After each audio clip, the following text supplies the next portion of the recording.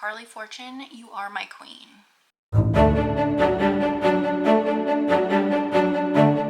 Hi guys, welcome back to my channel. My name is Annabelle. If you're new here, it is very nice to meet you. And welcome to my very first ever monthly book wrap-up.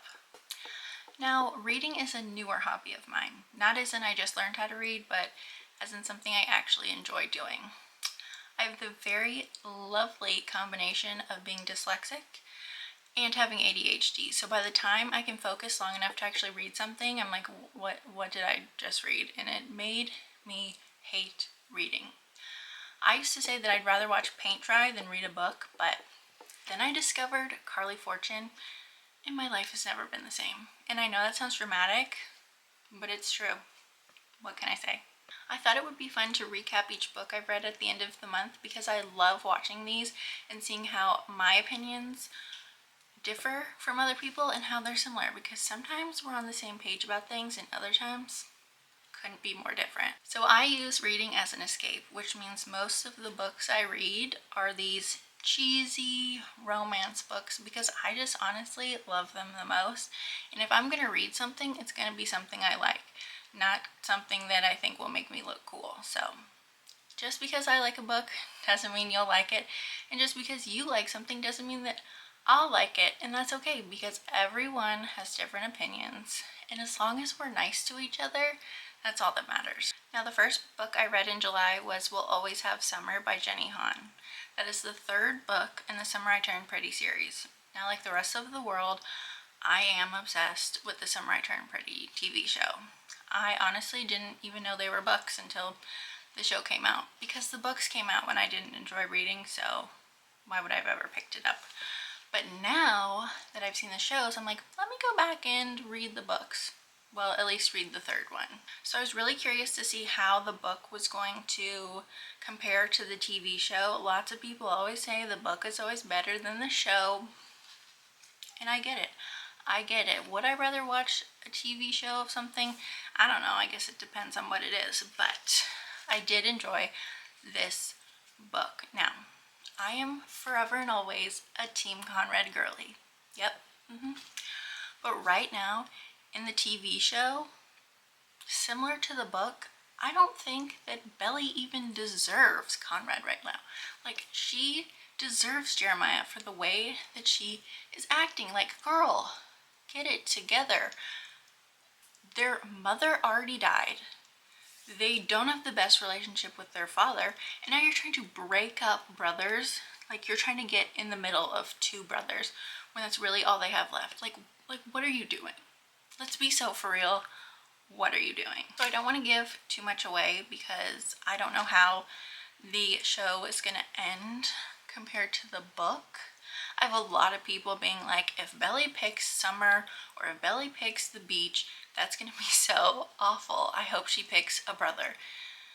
And while I think that Conrad would be the better option, because I think even if she ends up with Jeremiah, she will always, always, always love Conrad. And like, how can you be 100% into his brother when you're still in love with Conrad? Like, I don't understand. But like I said, the way she's acting, she deserves Jeremiah. She needs to get it together. So I would highly recommend the whole series. I actually haven't read the first two. Maybe I should. But like, I don't know. I feel like now that I've seen the TV show, it's kind of hard to build my own world in the book because all I can picture is the actors who play Conrad and Jeremiah and Belly, and I think that's persuaded my opinion a little bit. So if you haven't seen either, if you haven't read the book or watched the TV show, I would highly recommend reading the books first. They were a very easy read. I'm a very, very, very slow reader, and I was able to get through it no problem. So I would give We'll Always Have Summer probably a 4 out of 5 stars. I don't know. I think the TV show has really persuaded me in one direction, so it's hard for me to take the book as it is and take the TV show as it is. Either way, you should check it out. Now, the second book I read in July is my all-time favorite book. This is probably the 4th or 5th time I've read it in the past 2 years, and every time it gets me in the feels. I love it so much. It is Every Summer After by Carley Fortune. This is actually the like special edition hardcover that just came in the mail today, and I'm obsessed. I got it signed. Not only signed, did I get it personalized and signed. If you had told me 2 years ago that I would be that excited about a book that I would order not only the like normal paperback copy, but then the hardcover personalized signed, I would have laughed in your face and said, okay, what? Like, you want a book that's signed to do what with? But let me tell you, it's so good. It is so good. It has got the friends to lovers, the childhood nostalgia of being on a lake. I never thought I'd be a lake person because I'm a beach girly at heart. But after reading this book, I was like, do I need to buy a lake house? Like, what is happening here? Very similar to The Summer I Turned Pretty in the sense that there are two brothers in this and a main character, just like in The Summer I Turned Pretty. There are two brothers and then Billy. But this book, like, I don't even know what to say. It's so good. This book takes place on a lake in Canada. I think the little town is called Barry's Bay, which is a very real place and a place I now need to visit because why not? Actually, Carley Fortune just said or posted a picture that there's a bench. If you've read the book, you know what the bench is. And it says like Sam and Percy were here. I don't know, but I've never needed to go see a bench more in my life. Every Summer After basically takes place in 2 time periods. It takes place present day over like a long weekend week, and then the other chapters are flashing back to like Every Summer After.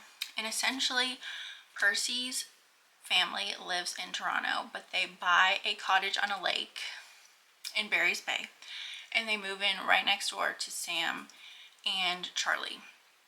And Percy and Sam are the same age, and I think Charlie's supposed to be 2 years older. And essentially you just watch them grow up. The book is mostly about Sam and Percy, but Charlie is definitely in it. And you watch them grow up, you watch them fall in love, you are rooting for them. You want to see them succeed.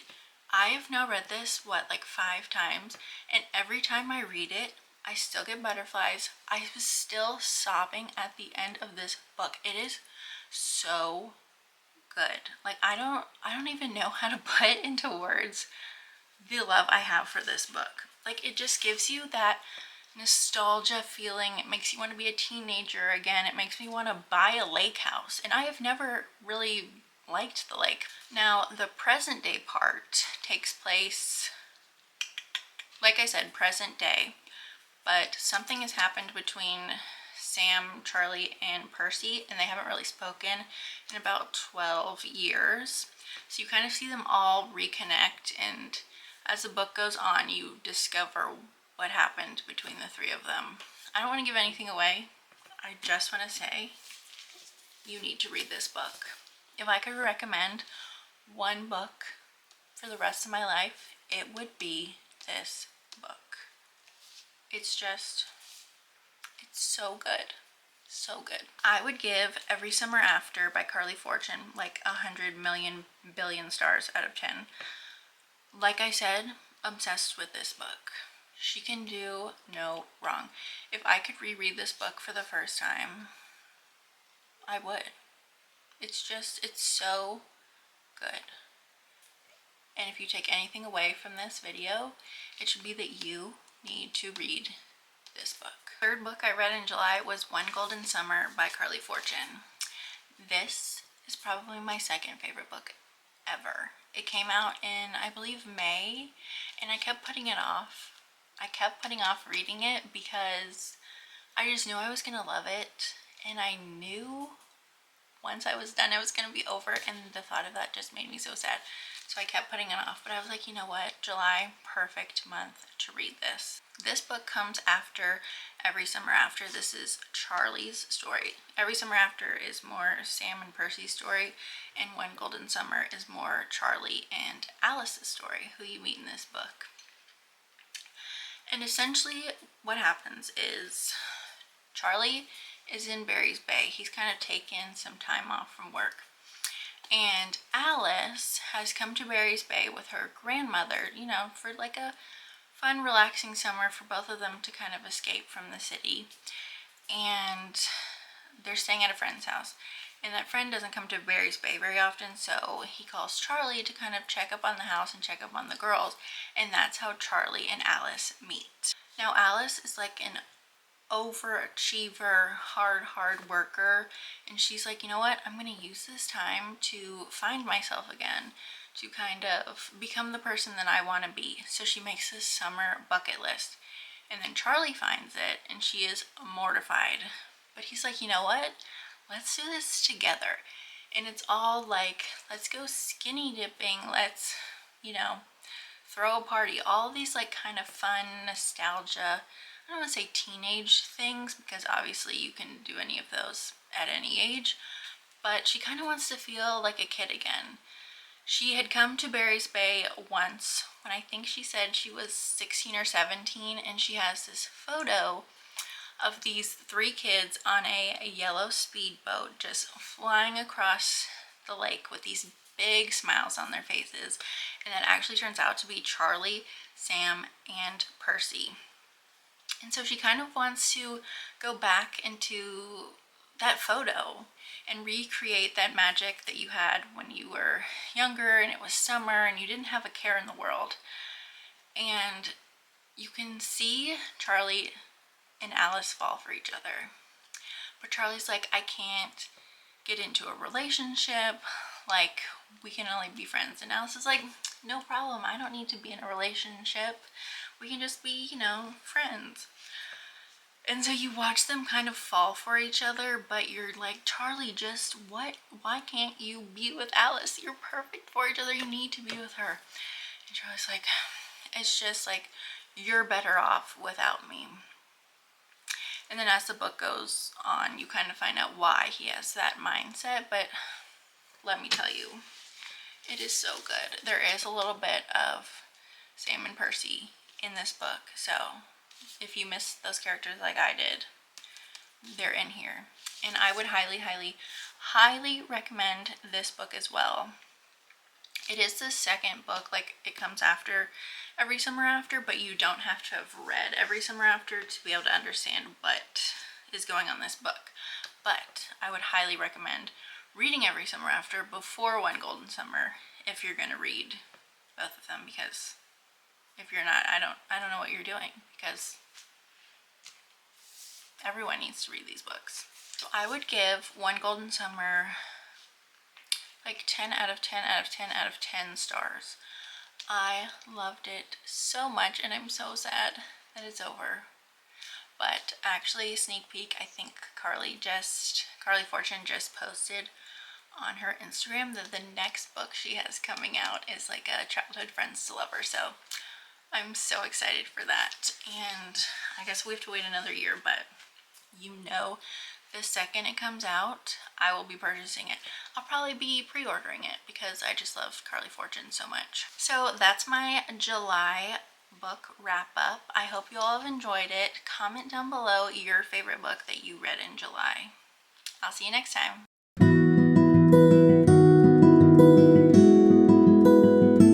So I'm taking a break from preparing for this weekend because I got a really exciting package today that I wanted to share with you.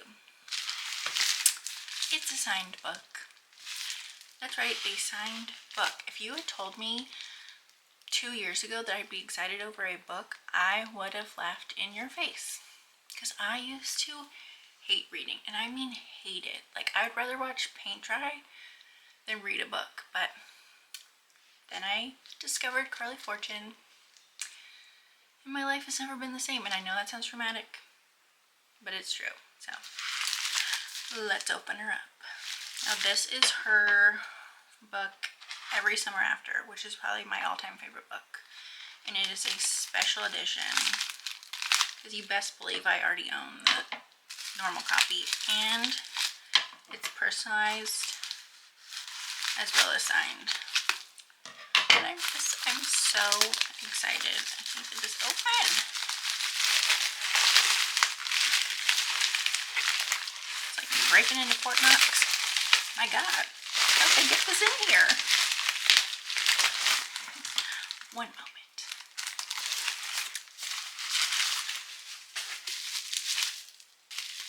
This is really, they really made sure it was okay.